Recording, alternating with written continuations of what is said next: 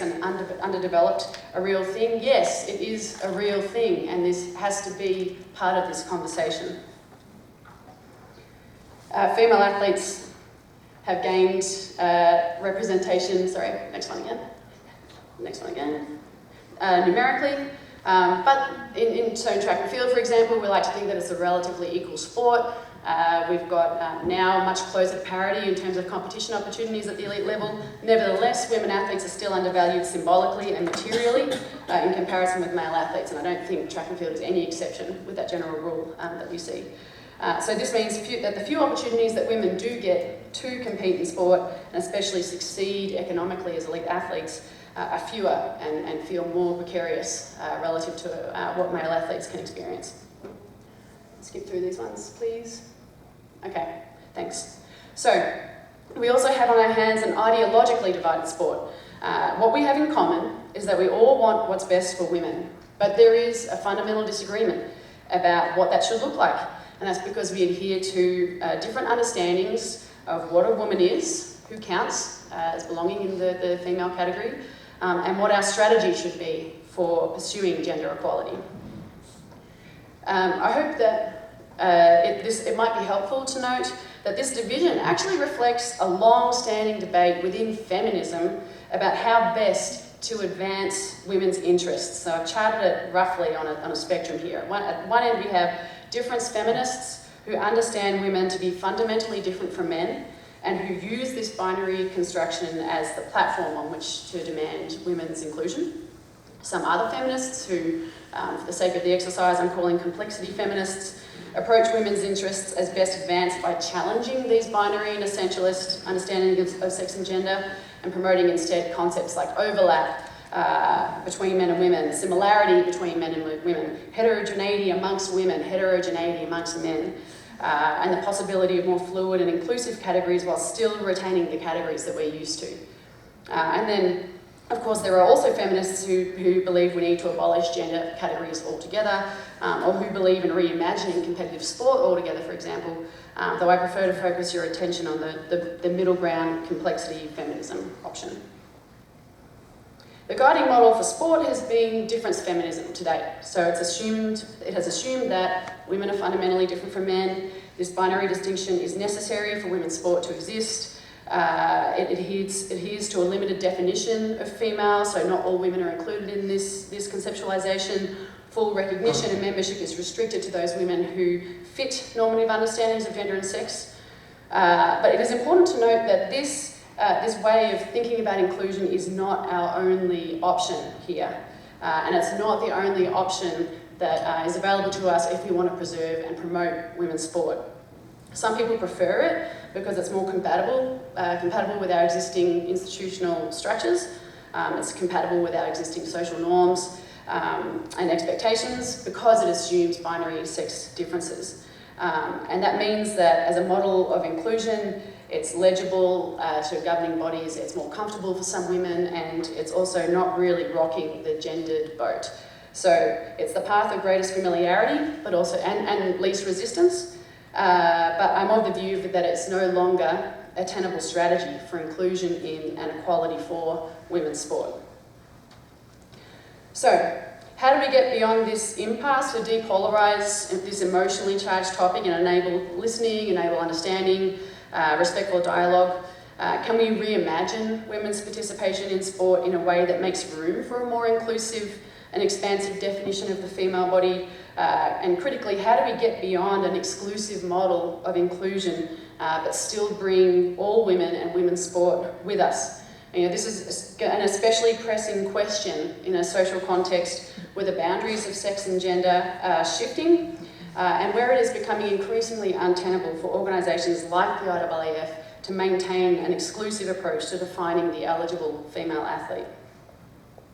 Other questions we can reflect on include what kind of education efforts should be undertaken by organisations like the IAAF and IOC, by women's sports organisations, by LGBTQI organisations, by athlete representative bodies. What are the conditions for enabling more compassionate and considered and less fear-driven discussions about female eligibility?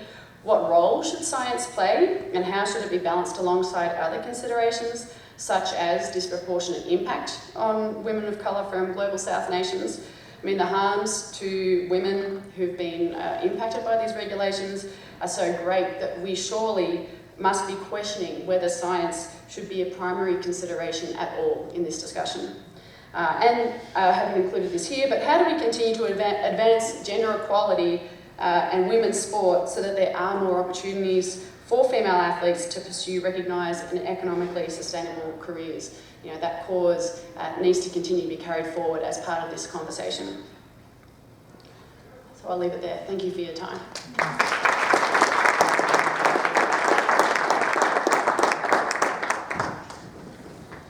Thanks, Maddie. Just a question for the panelists to start us off here. I guess, you know, with this sort of seemingly kind of hyper-focus on testosterone levels as a metric to determine so many of these important decisions, what does science, what does the science that we have today tell us about the actual relationship between performance and testosterone? And not only in women, but what studies have we seen that determine sort of the level of performance based, given varying testosterone levels in men as well? What kinds of science or what kind of studies do we have out there that attempt to answer that question? Any of you? There's no medical professionals up here. I can tell you what I heard at CAS, and so here's the problem. Yes, of course, testosterone has effects on performance, both your naturally occurring testosterone and that which dopers use, which is one reason why it's a banned substance. And testosterone is the main hormone that's responsible, as I understand it, for differences between sexual development in males and females. That said, if you want to understand what's the differential effect of testosterone on males versus females, the first thing you have to do is say, these individuals are in my male bin, and these individuals are in my female bin. And it's become circular, right? But you can't use testosterone for that purpose. So my thinking, and I've come to the realization, if you saw the number of biological metrics of humans that were presented at CAS, we could measure all sorts of things about any one of us. It turns out, I was surprised to learn, that if you are an elite sprinter, you have some genetic abnormality.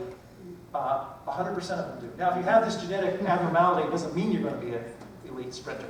But it turns out they do. Once you start poking around in human biology, you find out, oh wow, elite athletics is really a great sorting device for people who are not typical. Because if you can run as fast as Madeleine ran, by definition, you're not typical. So I think I'm kind of along with Madeleine that a lot of these scientific questions don't get us in the direction that we actually want to go. It's interesting, it's cool, and it's fun, but if we knew everything there was to know about testosterone, that's still not going to tell you who's a man and who's a woman. I think it's easy to get drawn into trying to solve this question of what biologically differentiates male from female athletes. I think what we're really talking about here, though, are differences amongst women, and that, if we focus on differences amongst women instead, that then allows us to consider other criteria such as access to top nutrition and coaching and facilities and so on. So I think in some ways that we need to sort of shift the way we're sort of thinking about the solution to this dilemma as being more about explaining, focusing on differences amongst women, and then realising that actually there's so many sources of difference that it's a question we don't need to ask anyway, except to be critical about the people who don't acknowledge where their advantages are coming from. Yeah, could I just Yeah, sure. Yeah, I just wanted to add, they've covered mostly everything there, but I just wanted to add that what we're dealing with here is people's norms. So when you're talking about testosterone and you're talking about regulating, testosterone doesn't discriminate, which is why it's effective as a doping agent. But if you take exogenous testosterone, external testosterone, you're adding that to what's already in your system. And what the DSD regulations and the hyperandrogenism regulations before them do is regulate people's natural hormonal balance. So what we're doing is we're actually medically handicapping people through these regulations. We're actually affecting their medical hormonal balance, and that has serious side effects for the people concerned. So why we're doing that, we need to consider why we're doing that. And we need to stop pegging this definition of gender to testosterone levels. It doesn't make any sense. One of the confusing, and I can't resolve it for you, one of the confusing things about this case, IAAF presented to the Court of Arbitration for Sport that they wanted to regulate what they call biological males. The Court of Arbitration for Sport did not accept that argument. Their conclusion was you're regulating a subclass of females. So there's not even an agreement between IAAF and CAS on what it is we're even talking about here.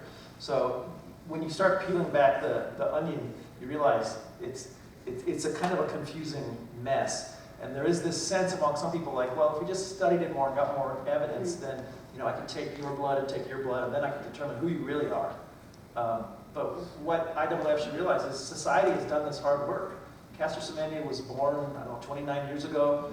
Her doctor, her family decided what sex to be assigned. She was raised, that was reinforced, or it would have changed at some point through her life, through her friends, through her doctor, through her family. And you got to figure out that if a woman is 29 years old and has been a woman since birth, she probably better knows than IAAF what category she's in. It's really that simple. Can I add one more thing? Sure. Seb Coe said fairly recently that testosterone is a defining factor in any sporting competition. Okay, so everyone should just not train, and we should just measure everyone's testosterone and determine the winner. Now that fails to recognise as well that there are some athletes that are testosterone insensitive, so that it has no effect on their physiology at all. Yet they win races. So why the whole thing to me doesn't seem to make any sense. And that there are male athletes with testosterone, male athletes at the elite level, world championship level with testosterone levels in the so-called female range. So again, that's not explaining their abilities. Okay, well, I think we have time for a few questions from the audience. I just remind everybody that a question is a sentence with a question mark at the end of it. So, do we have any questions from the floor? Yes, over here, ma'am. Do you need a microphone or no? Why don't we try to get a mic to the lady there in black? Thank you. Yep. Thank you very much for a really interesting panel presentation on what we call a wicked problem. I suppose I wonder if you would suggest that the process for the dispute resolution being through the CAS, and of course the mandatory requirement for the following of the CAS process, was potentially the problem here. Because outside of sport, in a non-sporting context, we wonder how this might have translated. Do you think there might be some suggestion here about perhaps the structural challenges about going through the CAS as the forum for dispute resolution in this space? And the second question, sorry, I'll add an extension to this, isn't this just about a genetic mutation as well? So if we're going to start talking about genetic mutations, are we going to be opening the conversation about predisposition to injuries, genetic predisposition to other things? So how far are we going to go down the path? I know there are two parts to that question, so I'm sorry about hogging the microphone. I'll take the first one as someone who was inside the room at CAS while this was being heard. Now, to be fair, CAS was created in 1983 as an arbitration body to settle disputes in sport, one-time disputes. So it was arbitration. You doped. No, I didn't. Here's the evidence. Okay, we'll hear it, and here's your penalty or not. It's not a court. That's the biggest myth, is that the Court of Arbitration for Sport is a court. It's not precedental. So if you're familiar with legal systems in the West, you know that precedent has meaning. And if you read the Duty Chan case, and you read the Caster Semenya case, they are 180 degrees conflicting in their use of evidence and so on. But that's okay, because it's arbitration. Arbitration doesn't build on arbitration. The other thing is the entire process for the Caster Semenya's case was heard in 4 days. The lawyers that were there said that if this was a normal process with calling expert witness, cross-examination, and so on, it would have been a 3 to 6 month trial. And to be fair, CAS wasn't designed for regulatory adjudication. It was designed for conflict resolution. So it was a horrible, horrible process. And I have sympathy for the judges, but 2 of the judges were on the Duty Chen case and made the opposite arguments to what they made in this case. So it's, if I was an athlete, I would be pretty worried that some of the most weighty and important policies in sport are being heard before a forum that has outgrown its ability to hear those.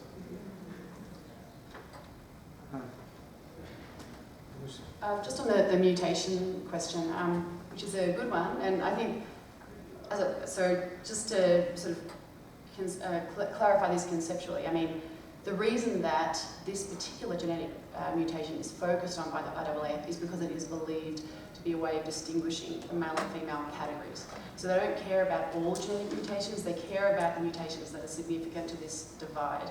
So what you need to do then is shift from trying to draw the line between male and female athletes to thinking about sources of variation amongst female athletes, amongst male athletes, and then, yeah, the other types of genetic mutations would be relevant to discuss as, you know, like as a counterpoint to point out to illustrate the idiocy of relying on this of pointing out only this one source of so-called competitive advantage. But you see what I mean? Like it's the reason. I just want to point out that it's not about, you know, Michael Phelps having this advantage or that advantage. The reason that doesn't come into the discussion is because they're only concerned with what they believe is a source of difference between males and females, a sex difference. Yeah, I'll just add to that. Kind of their argument is we regulate male and female. We don't regulate the other things, so therefore we don't have to consider them, is what I've been told by the IAAF. So there you have it. Doesn't matter if you're massively gifted. Mm-hmm. It's not regulated, so it doesn't matter. Yeah, and on that point further, IAAF argues that if you have XX chromosomes, you're female. If you have XY, you're male. Full stop. The World Health Organization says, oh, there's such a thing as XY females and XX males. So right away, the IAAF has put itself counter to the World Health Organization. So who should have authority for determining what chromosomes actually represent? So that's one of the problems here, is that the IAAF has decided to go off on its own, contrary to the medical world, and say, all right, these characteristics are what we're going to redefine in terms of sex categories. Pape, get a mic down here in front, please. Question to Andy and to Roger. On Friday, IAAF has robustly denied that they have been involved in the whole process. They strongly deny that they recommended surgeries to female athletes with high testosterone levels. Seeing the overwhelming evidence and indisputable facts in the whole course of actions, have you an idea what might be the strategy behind that? Is there any loophole which they have found? I have no explanation for that, to be honest. Remarkable reaction. Yeah, I would agree with you to some degree. I've watched your video, I've watched what the athletes said themselves about who directed the surgery. I've questioned the IAAF about it. They've come back with me and said, well, you said that we took evidence from those 4 athletes and used it to prop up the regulations. We didn't. We used 3 of the athletes, not 4, so that makes it okay. And the 4th one they didn't use, somebody else has told me, because they actually got quicker as a result of post-surgery, which undermines the whole rationale for performing the surgery in the first place. Now, I suspect, I don't know, but I suspect that they are concerned that they'll be liable. And the doctors that perform the surgery on these athletes, in the name of the forerunner to the DSD regulations, will also be held liable. And they're concerned about how far this, well, down the rabbit hole, up the rabbit hole, whatever you want to say, it will go, because the IOC is trying to refine its transgender guidelines, which they deal with a different issue, but they're regulated the same way. Basically, they're looking at elevated testosterone and what the level should be. And they're trying to come up with a new version of those ahead of the 2020 Olympics as well. So there's pressure on them from the IOC as well. So I don't know the full picture as yet, but it's something along those lines. Yeah, one other point is that the 2013 study that reported the results of the surgery on these 4 individuals, IAAF claimed that they were not subject to medical ethics approval under French law. which I don't think is right.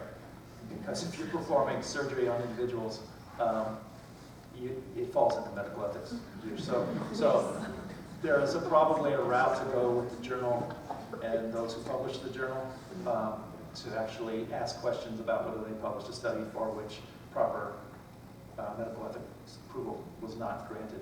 IAAF, as I showed, has not been forthcoming on any of this, and unless there's an external body like a court, like a scientific publisher, to compel them to act, I think the response that you both have heard is the stonewalling is going to continue. Gentleman here in the front. Thanks. Peter Donnelly, University of Toronto. What I really like about this session is the first two papers were an exposure of junk science and medical and legal chicanery, but the third paper asked the hard question, the social. How are women athletes with high testosterone going to live and compete with women without high testosterone, and how are we going to get to that stage? And I'd be really interested to hear some more comments about that. I'll start. The first thing I would suggest doing is forget about what the testosterone level is of certain women. They're all women. So if how much testosterone I have in my body is none of your business. And one of the things I've noticed in the it's a lot, I assure you. One of the things that I've seen in the aftermath of, particularly after the Cass case, is that everyone has felt empowered to be a private medical doctor for Caster Semenya. Asking, well, what are her chromosomes? What are her hormone levels? Just tell me what's in her pants and I'll tell you if she's a man or a woman. So if we just start talking about women and men and forget about the whole, what their medical conditions are, I think that advances the debate. I think that's along the line of what Maddie was suggesting. Yeah. The only thing I would add is if you are going to, I'm not saying you should, but if you are going to say that testosterone is a measure of advantage, elevated natural testosterone, then and the IAAF asserts it's an unfair advantage, then I would expect them to have done research to compare that advantage to other advantages in sport and say, well, this advantage is 5%, and the advantage from the elevated testosterone is 4%. So this 5% advantage is unfair, this 4% isn't. Have they done that? Have they measured any other advantage and compared that to the elevated testosterone? No. So you can't then say, well, this is an unfair advantage just by measuring that and saying that that advantage is unfair. So even if testosterone does provide an unfair advantage, they haven't done the research to show that that advantage is unfair. Thanks, Peter, for your great question. One thing I think has been really encouraging has been seeing organisations like the International Working Group on Women in Sport, the Women's Sports Foundation, CAUSE, Canadian Association for the Advancement of Women in Sport, if I've got that right. These are organisations that are committed to the advancement of women's sport, and they are standing up in support of Caster Semenya, and they are saying that her presence at the elite level is in women's interests. We want to see her competing. She's one of us. So I think those organisations have a really important job to do. In addition to that, I would say that what would be helpful in terms of trying to bring the sport to a different place, in terms of feeling comfortable about being able to consider an alternative way of organising the sport, I think there needs to be, like in my experience, interactions with people who are advocates of the intersex rights movement, who are advocates of trans inclusion, who can sit me down and explain to me what it means to them individually to be recognised by the sport, for me to get a sense of, on a personal level, how this is impacting them and why, for them, this is inflicting such harm on their lives. So that sort of personal connection, I think, is really important.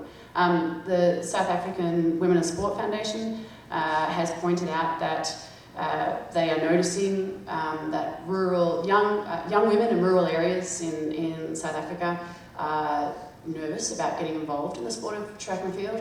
They are afraid of that they are going to be scrutinised if they proceed to the elite levels of the sport. And I think those stories are critical for us to hear, to realise that there are bigger questions that that need to be taken into account alongside people's fear of change, people's fear of uncertainty. That's a really important consideration for the sport of track and field, to make sure that women in rural areas in countries like South Africa are coming to our sport and feel welcome there, and so that we can have our next, our heroes in the next generation. Yeah, thanks, Peter. Do you have a question here in the front, please?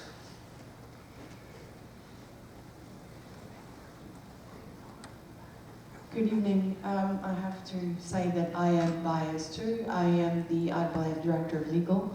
My question, as you said, it has to be a question rather than remarks, is that so far I think I haven't heard anything about what it actually means to athlete tonight. I've heard a lot about a very one-sided position, and I wonder why the organizers haven't invited a more diverse panel to be able to explain more and give more open positions about. I was sitting there with you throughout the entire week during the Semenya hearing, and I could spend at least 35 minutes correcting inaccuracies and blatant lies that were exposed tonight. And I think it's a pity for the audience that you haven't given them the opportunity to hear conflicting views and maybe a more open way of presenting things. Would you like to respond to that? Yeah. My understanding is IAAF has prohibited any of their experts from participating here. But I would like to hear from you. It's not true. It's not Like true? many things that have been said tonight, it's not true. No, it's true. Well, They here's, don't give any comments, that's the truth. They don't talk, they denied any responses to us, that's a matter of fact. Maybe that's their That's media is the same. comms department, yes, but I can tell you, I'm very open to discuss anything with you, and I wouldn't be here if that wasn't the case. so let's have a discussion. Let's have a discussion. If you accuse someone of lying, then let's. We have a few minutes, so let's hear your best one. The data, you said they were flawed, they were accepted. Use the mic, ma'am, so that everybody can hear you in the back. Come to the front. I have noted an entire list of things. You're accusing the IWF of racism against African athletes. May I No, I remind didn't. you? No. No, it was on one of your slides. No, sorry. it wasn't. It was. May I remind you that the DSD case started with Juti Chand, who's not African, she's Indian. I don't believe the word Africa appeared on my slide. No, it's not. Okay. Can you show the slide, Roger, again, because simply, sorry. So your best criticism of my talk is to point to Maddie? It was not, I'm sorry, it was not. Sorry? Your best criticism of my talk was to point to hers? I'm not, no, I'm speaking in general. There were accusations that were made about Stéphane Bermond, the medical director of the IAAF, having performed surgery on athletes. No, This is, no, you His said name is on no, the we didn't say he Performed performed surgery. We said performed directed. surgery. He was in charge of directing And the he surgery. didn't It's a even difference. commend it. why do you It know is that? part of the treatments that are recommended, together with taking contraceptive pills. So it is not a recommended The paper that treatment. Stefan Berman published in 2013 with 15 authors explicitly says that they recommended these surgeries. He put his name It to is that paper. one of the many solutions that the IAAF is offering to athletes in order to lower their testosterone levels. Yeah, and that's what we said. Yep. We didn't say, I never said that he directed or performed the surgery. I said it was offered. I wrote it down. Well, I don't know why you did. That's what I heard. You said the data that we used in court at CAS, were flawed, and you had your own analysis of the data. Stefan has agreed to that with me. Maddie and I were in Washington, D.C. at the French Embassy and gave a presentation where I laid out There for were an hour. discrepancies in the data, but I mean, you should know that the scale of the analysis that was made, it is impossible that 100% of the data... Let's make a deal. I have asked IAAF to release the data publicly so everyone can take a look, but they have refused. How about this? Let's put the data out in the public domain and let everyone see, and then we can resolve this, or IAAF refuses. Why is that? You perfectly know it for the very same reason that everything that happened during that week in CAS was subject to a confidentiality agreement. Because the data we've asked for has no identifying information. And you know it. Why? Because it is medical information, and it's The in data order to that's- protect the athletes. The data that you gave to Ross Tucker and I has no identifying information. We use that data you gave us to publish a peer-reviewed paper. That's 25% of the data. That was not published. You won't let us release that. Yeah, it was. The BJSM International Journal of wouldn't Sports Law. publish it. No, BJSM didn't. They didn't. No, that journal didn't, but another one did. Yeah, so the one that published the initial data analysis didn't want to publish your counter analysis. I know, it's weird, isn't it? So are you saying that you'll help to release that data with no identifying information? I can't, and you know perfectly why. I don't know why. Sorry. Can I release the data that I have publicly but that has no identifying information? Will you let me do that? I mean, if it's the data that you have, I mean, that's, Yeah, it was provided to unless me it's by covered by Stefan confidentiality, No, it's not. That's okay? I can't give you neither an authorization nor So you see the frustration that if you're claiming that the data's okay, but IAAF won't release it to researchers to have a look at it, what are you hiding? I mean, what? we're not hiding anything. In science, you release your data. But I don't understand why, I mean, I am a legal person. I am not a medical expert. I'm sorry. You have 3 people standing there explaining things that no one has been able to counter in any way. And, What are we I doing mean, with you? Well, I'm a legal person. Again, I'm not a scientific, I'm not a mathematician, I'm not a gynecologist, nor a journalist. So I can only do what I'm supposed to do. So my remark and my question was, why didn't you invite experts from the that were presented by the IAAF, for instance? We had, like Madeleine, we The had... thing, I believe, so this is one thing I've been actually thinking about a lot, right? So, because I've often been a part of panels where the people speaking have, adhered to one side, if you like. And the problem is that people who, it's a very difficult environment for people who, like yourself, to stand up and express an alternative point of view. It's really difficult. And athletes, for example, I believe that there were invitations made to people who are known to subscribe to a different point of view, but they didn't want to be, put in front of the firing squad and subjected to scrutiny from a critical audience. And I think so my question for myself has been, how do we actually get to the point of being able to have dialogue with people that we disagree with without it becoming impossible for us to hear one another? Because I just don't see how so people who want to see change in a sport like track and field, I don't see how we're going to be able to bring about change if we're not bringing the majority of that sport with us. And that's a challenge, and I think it's one we have to really seriously think about. Torian Pullman was invited. Joanna Harper was invited. Was she? Yeah.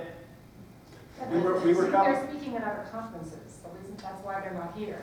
They're But that's a different thing than saying, why didn't you invite them? It's not that they don't want to come here. Right, but that's a different question than why didn't you invite them? They were invited. Can I add something, because it's very important to mention that here. We asked, ARD German Television asked Stefan Vermont several times. In Britain, we have been at a spot in Switzerland where he is practicing as a doctor several times to try to get, as he speaks to us. He never responded once. And now I tell you one thing. After we aired our documentary, Jackie Brockdahl on Friday Yeah, that's a matter of fact. He's your comms boss, and this is a person I have to refer to. She comes around the corner and says, now Mr. Beaumont is considering legal action against one of our protagonists. I tell you one thing, why this person never responded at all to all of our questions? We gave him the floor, we wanted to put him into the documentary. We wanted to show the other side. He didn't want. And maybe IAAF didn't want. Because I'd be happy to hear things that happened prior to your documentary was I tell you that now, here, the whole public can hear it. Stefan Beaumont was approached by us several times. He never... I think let's try to have one or two more questions, and then we'll wrap this up. Anybody else on the floor? Can I just add one thing? That's the truth. Can I just add one thing? You do raise a valid point, I agree with you. You know, there should be another side to it. But did the IAAF approach play the game? Because you must have known this session was happening about speaking. I knew it very last minute, and actually it doesn't excuse us from anything, but we had our World Championships going on until a week ago. So it was, and I think that topic was added to the program at last minute. So we weren't able to figure out anything because we were 24/7 busy with the World Champs for about 3 weeks. I was asked last minute as well. I will be happy to extend any time Stefan would like to appear in public with me to discuss and debate evidence and data anywhere in the world. I'll be happy to show up with him. I'm sure you'd be too. Good, that would be great. Let's do it, and then you'll get your question answered. Yeah. Could we get, there is some really great information that does present on the other side, and when these slides, when these slides get released, can this other information be released as well, just to give people this alternative view? I'm thinking of in one, I've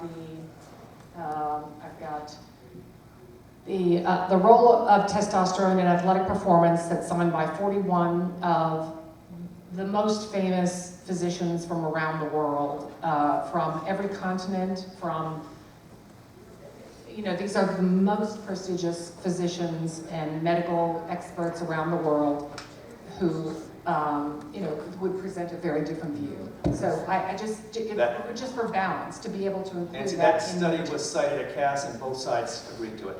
Both sides agreed to that. Oh, okay. Yeah, so that's not one of the points of contention.